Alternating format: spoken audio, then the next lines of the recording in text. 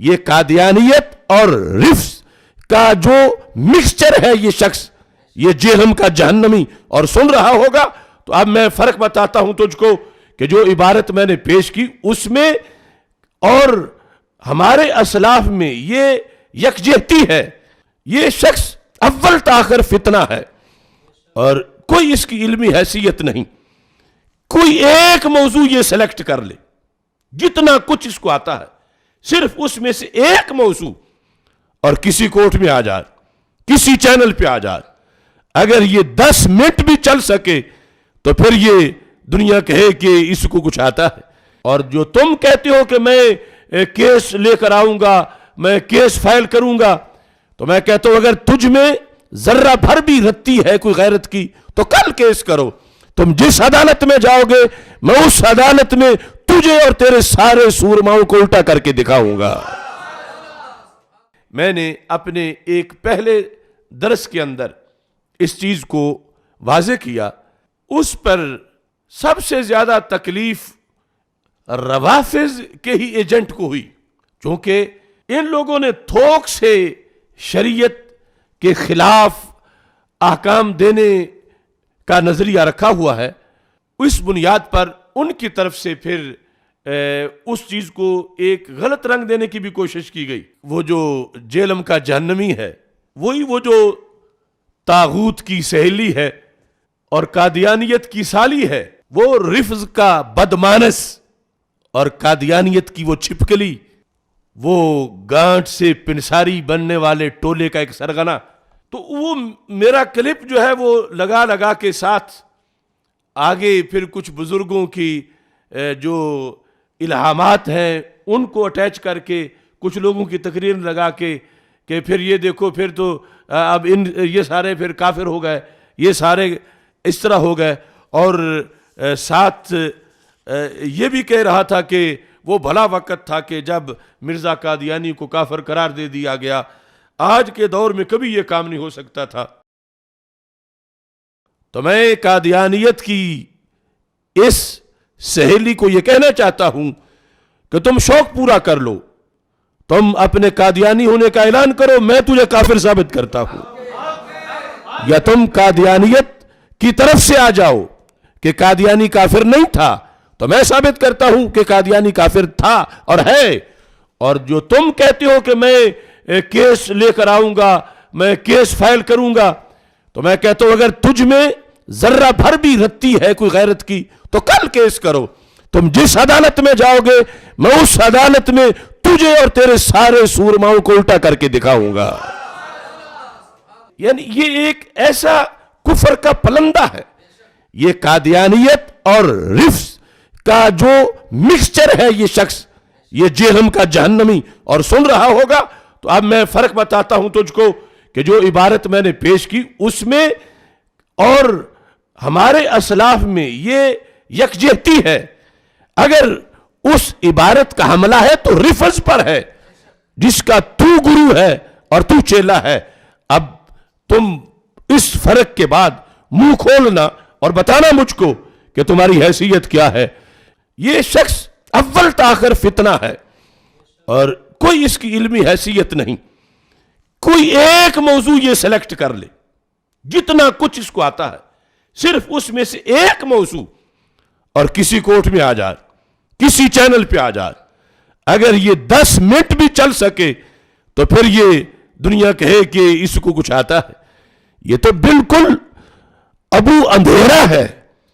وہ ایک ابو جار ہوتا تھا نا، وہ لقب میں اس کو نہیں دیتا، لیکن یہ ابو اندھیرا کوئی حیثیت علمی ہے ہی نہیں، اور اسے یہ چاہیے کہ اپنے گھمنڈ کو دور کرنے کے لیے کبھی تو کسی طرف منہ کرے، نکلے باہر، اور یہ جو سرکس لگا کے بیٹھتا ہے اس سے باہر نکل کے، اس کی تو وہی حیثیت ہے چوہاں کرمے کہ در سنگے نحاس زمین و آسمان او حماس، کہ وہ کیڑا جو پتھر میں بند ہے وہ سمجھتا ہے یہی زمین ہے، یہی اوپر آسمان ہے، چھوٹے سے پتھر کے اندر، اسے پتہ نہیں کہ باہر آسمان کتنا اونچا ہے اور جہاں کیسا ہے۔ تو اس بنیاد پر اب اگلی گفتگو خصوصی طور پر میں اس کے لیے اسی موضوع کے لحاظ سے جو پہلے میں نے عبارت پیش کی تھی پھر میں پیش کر کے آگے چل رہا ہوں۔ یہ فتح الباری سے میں نے عبارت پیش کی، صفحہ نمبر 295 ہے، فتح الباری کا جلد نمبر 1 ہے، جز اول۔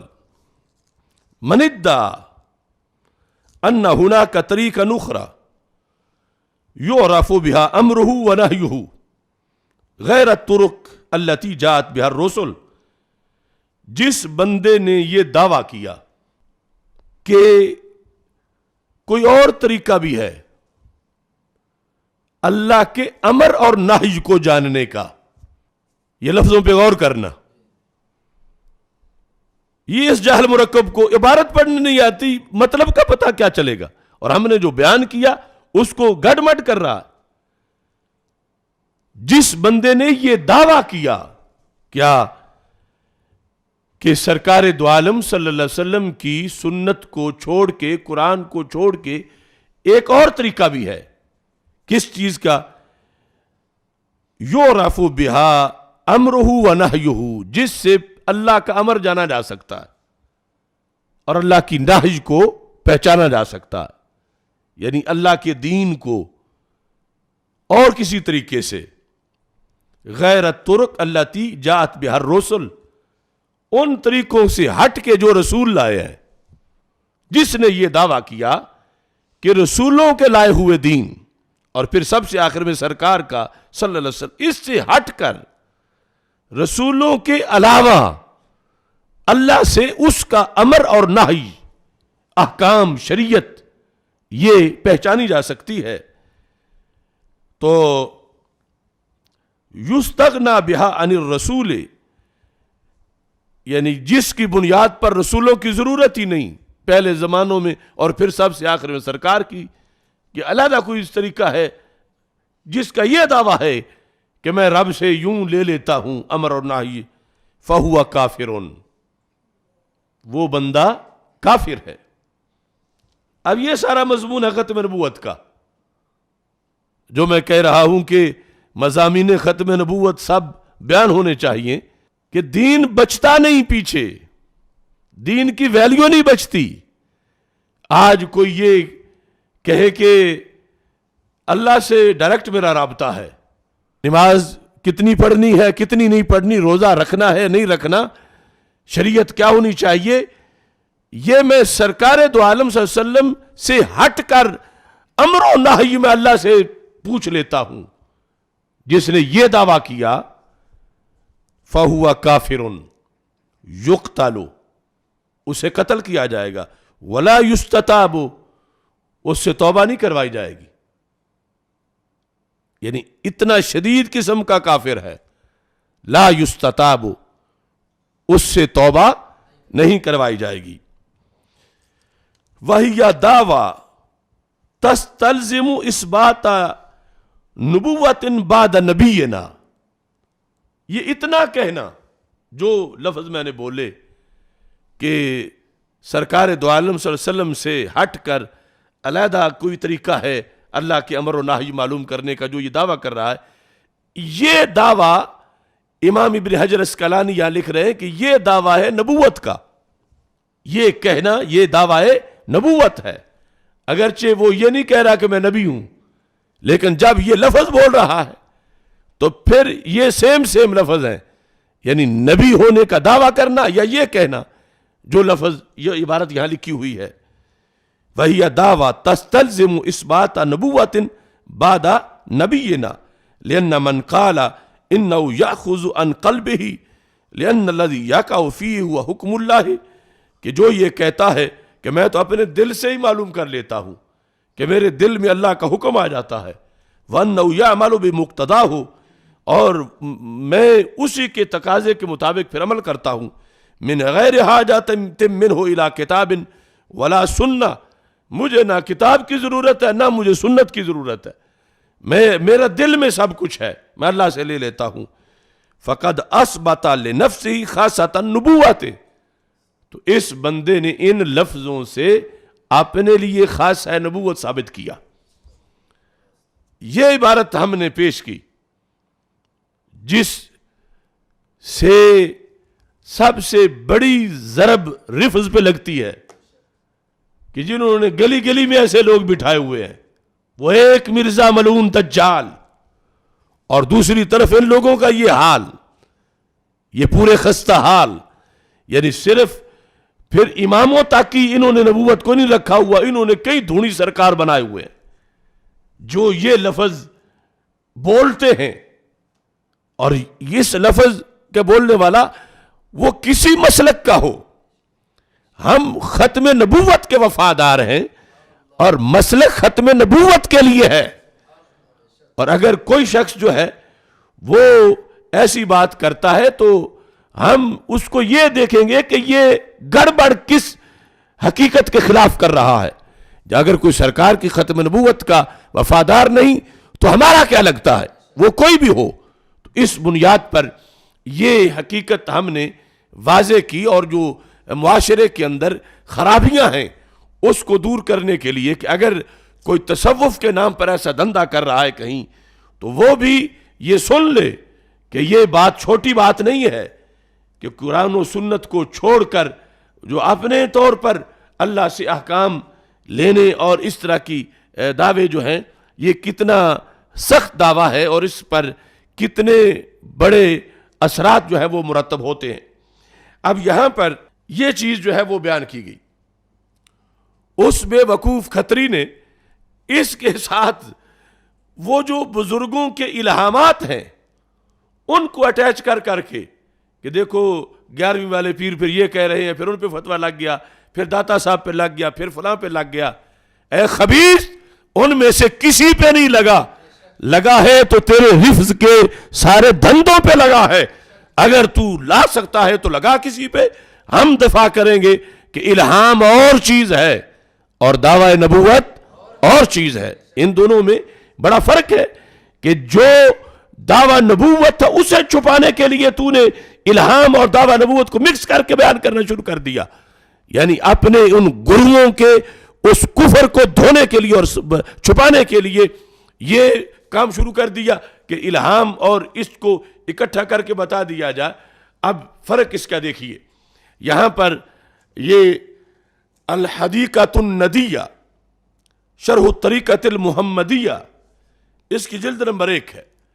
طریقہ محمدیہ میں امام زین الدین انہوں نے یہاں پر بحث کی کہ الہام اور نبوت میں فرق کیا ہے.